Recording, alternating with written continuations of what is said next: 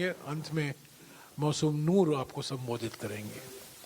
शुभांकर ये चल रही है।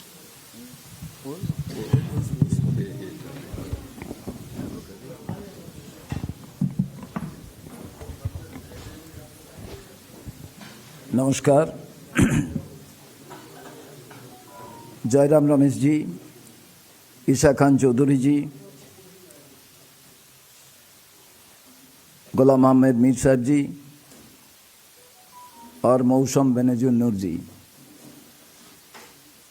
अभी मैं एक ही बात बोल सकता हूं।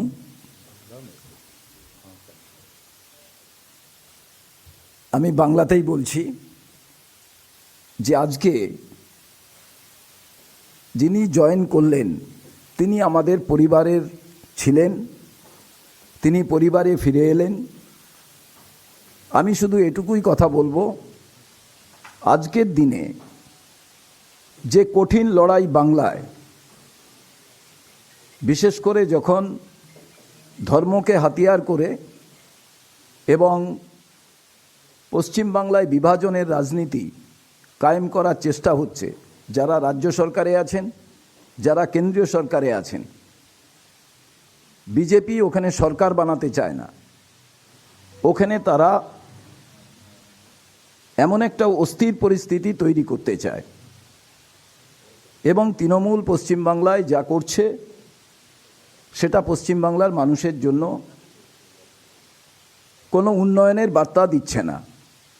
এই পরিস্থিতিতে যুব কংগ্রেস করা লড়াকু নেত্রী বরকত গনি খান চৌধুরীর যে আদর্শ নীতিতে বিশ্বাস করা একজন রাজনীতিবিদ হিসেবে তার কংগ্রেসে আসা নিশ্চিতভাবে শক্তিশালী করবে কংগ্রেসকে। আপনাদের কাছে শুধু আমি বলি, এটা আপনারা টেলার দেখলেন, আমরা জানলা খুলে রেখেছিলাম, এখন দরজা আমরা খুলে দিলাম এবং নিশ্চিতভাবে আগামী দিনে বাংলার মানুষ কংগ্রেসকে শক্তিশালী হিসেবে দেখতে চায়। 50 বছর কংগ্রেস নেই, কিন্তু যখন গ্র্যান্ডফাদারের সঙ্গে তারা রাস্তায় যান, জিজ্ঞেস করেন পশ্চিমবাংলার যে সমস্ত প্রতিষ্ঠান কারা বানিয়েছে, কংগ্রেস, অন্য কোনো রাজনৈতিক দলের নাম যখন শুনতে পান না নতুন ভোটাররা, তখন তারা বলেন তাহলে কংগ্রেসকেই আনা প্রয়োজন। এই রকম একটি মুহূর্তে দাঁড়িয়ে মৌসম বেনজির নূরের, রাহুল গান্ধী, মল্লিকার্জুন খাড়গেজি, সোনিয়াজি, প্রিয়াঙ্কাজি এবং এই মঞ্চে জয়রাম রমেশজি এবং গোলাম আহমেদ মীরজি, এদের যে আহ্বান কিংবা চলার পথকে তিনি গ্রহণ করলেন, আমরা স্বাগত জানাই। এবং আমি মনে করি আগামী দিনে মালদার রাজনীতির সঙ্গে সঙ্গে বাংলার রাজনীতিতে যুব সম্প্রদায়, মহিলা সবাই আরও বেশি তারা উৎসাহিত হবেন এবং নিশ্চিতভাবে আমরা এটুকু মনে করি আগামী দিনে বাংলায় কংগ্রেস ছাড়া বাংলার উন্নয়ন সম্ভব নয়।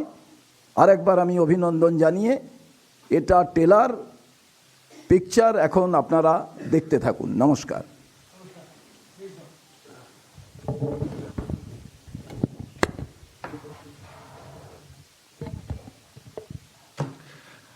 ऑलरेडी हमारे पीसीसी प्रेसिडेंट ने इंट्रोडक्शन दिया। हमारे साथ जयराम रमेश जी हैं और पीसीसी प्रेसिडेंट शुभांकर सरकार जी हैं।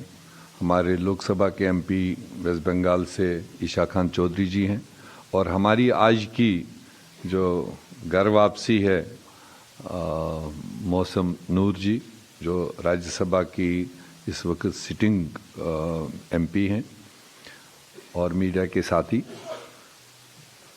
मेरे ख्याल से ये एक बहुत ही खुशी का मौका है हम कांग्रेस जनों के लिए, वेस्ट बंगाल के युवाओं के लिए, कि आज 2024 के इस पहले ही हफ्ता में जो मौसम नूर जी जिनका बुनियाद ही कांग्रेस की रही है, ये ब्लड ही कांग्रेस का रहा है और इन्होंने अपना जीवन यूथ कांग्रेस से शुरू किया है और फिर 2 बार लोकसभा की ये सदस्य रही है मालदा साउथ से और 2020 में राज्यसभा से ये इस वक्त सांसद है टीएमसी से।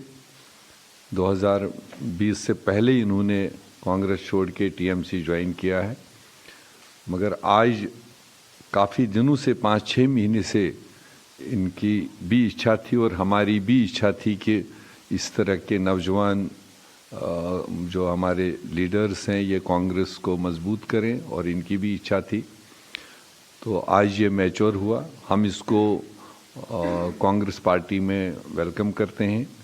इन्होंने हमारे नेता अध्यक्ष मल्लिकार्जुन खड़गे जी के नेतृत्व पर, हमारे नेता राहुल गांधी जी के जो स्ट्रगल उनकी है उस पर, प्रियंका जी सोनिया जी के आदर्शों को लेकर इन्होंने इस बात को फिर वापस इख्तियार किया और आज जो बंगाल की राजनीति है या जो वहाँ का सिलसिला चल रहा है आप सब लोग उससे बाखबर हैं और ऐसे में आम बंगाल के लोगों का एक नज़रिया है कांग्रेस के लिए, जो कांग्रेस की नीति और कांग्रेस की जो आइडियोलॉजी है उसको अप्रिशिएट करते हैं।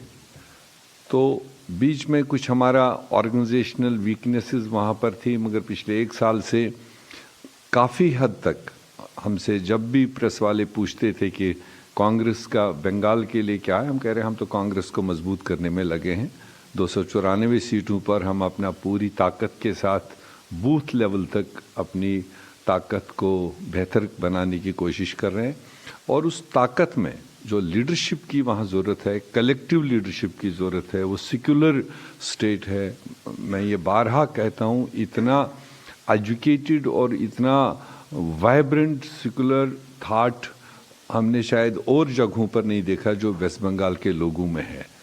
तो ऐसे में जब बीजेपी वहाँ पर जो कोशिश कर रहा है, जो पोलराइजेशन जो पहले भी उनने की थी, तो उसको पूरी तरह बंगाल की जनता हराने के लिए तैयार बैठी है। ऐसे में मौसम नूर जैसे educated well versed with Bengal politics और ख़ानदानी इनका जो इम्पैक्ट है, इनको इंट्रोडक्शन की बहुत ज़्यादा ज़रूरत नहीं है।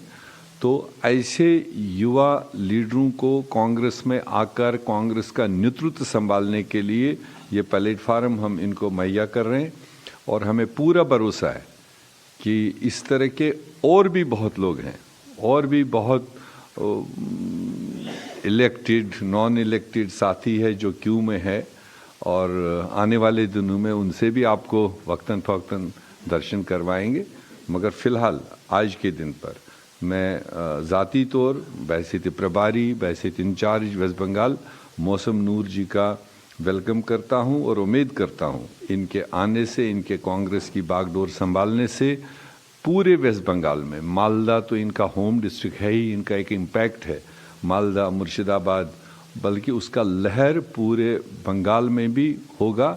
ये हम उम्मीद रखते हुए मौसम नूर जी का आज दिल से स्वागत करते हैं, वेलकम करते हैं।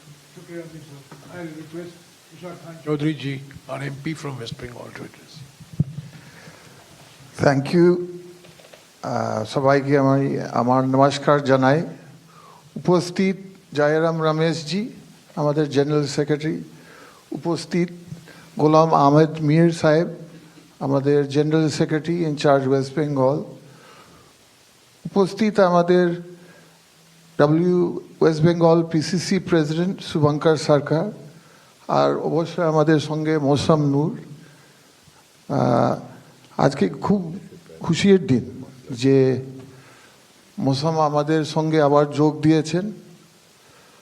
আপনারা সবাই জানেন যে আমাদের পরিবার হচ্ছে একটা কংগ্রেস পরিবার। আমার জেঠুর নাম আপনারা সবাই শুনেছেন, মৌসমের জেঠু, আমার জেঠু বরকত এবি গানি খান চৌধুরী। তিনি ছিলেন একটা কংগ্রেস সোলজার বলতে পারেন, কংগ্রেস সোলজার, এবং উনি ছিলেন একটা পাইনিয়ার অফ ডেভেলপমেন্ট গোটা ভারতবর্ষতে। তো তার ছাড়া, উনার ছাড়াও মৌসুমের মা রুবি নূর, উনি ছিলেন 4 বার এমএলএ কংগ্রেস থেকে, উনি ছিলেন ডিস্ট্রিক্ট প্রেসিডেন্ট, এবং আমার বাবা এইচ খান চৌধুরী 4 বার এমপি। মালদার সিট আপনাদেরকে জানাই, মালদা 1980 থেকে কংগ্রেসের হাত কন্টিনিউয়াসলি রয়েছে কংগ্রেসের হাতে। এত ভালো ভাষা আছে মানুষের, তখন থেকে আছে। আর মৌসম তো যেমন আমার মীর সাহেব বলেছেন যে Congress is in her blood. উনি সব সময় চায় যে মালদা এবং বাংলার উন্নয়ন হোক,